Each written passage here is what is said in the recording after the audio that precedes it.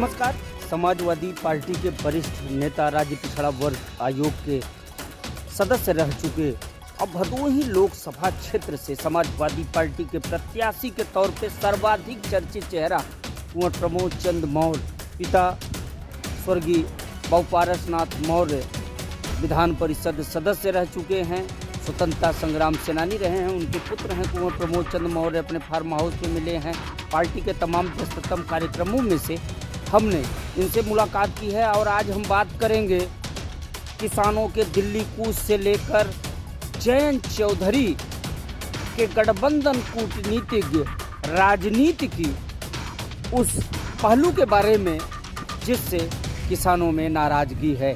तो शुरुआत करते हैं इस सवाल के साथ। कुंवर जी, क्या कहेंगे? किसानों ने दिल्ली कूच कर दिया है। हमारा देश कृषि प्रधान देश है और किसान अन्नदाता है, वही भगवान है।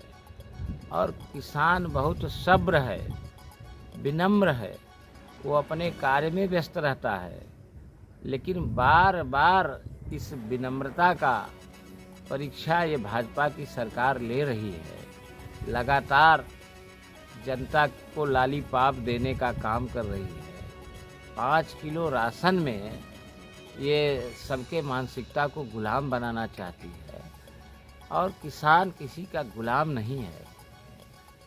किसान अपने मेहनत पर भरोसा करता है, लेकिन विगत डबल इंजन के सरकार में विगत दिनों में संसाधन के अभाव में किसान परेशान और बेहाल है।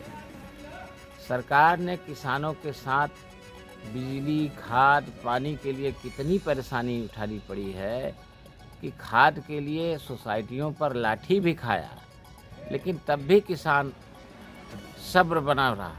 लेकिन अब किसान जो है ये जान चुका है कि ये किसान विरोधी, जन विरोधी, नौजवान विरोधी सरकार केवल लालीपाप दे करके 5 किलो राशन में देश के जमीर को खरीदना चाहती है, उसको गिरवी रखना चाहती है। साल भर से ज़्यादा किसानों का प्रदर्शन चला, हजारों हजार की संख्या में।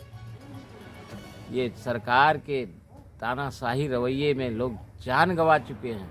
इसके बाद भी भारतीय जनता पार्टी किसानों के प्रति उसका बेरुखा रवैया, और जहाँ तक आपने आदरणीय जयंत चौधरी के बारे में कहा, हमारे देश के मसीहा, किसानों के मसीहा चौधरी चरण सिंह, जो कांग्रेस के सरकार मुख्यमंत्री रह करके उत्तर प्रदेश के अंदर जमींदारी उन्मूलन कानून लागू करके किसानों को, भूमिहीनों को जमीन देने का काम किया।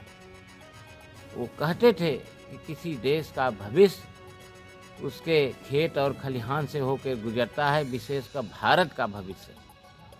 लेकिन जयंत चौधरी साहब जो समाजवादी पार्टी और किसानों के बल पर उनके 7-8 विधायक जीते थे, नौजवानों के बल पर, आज वो जो दोहरी राजनीति किए हैं, थोड़ा सा जो चर्चा में आया है, भाजपा के लालच में आए हैं, किसान उस पर खुश नहीं है।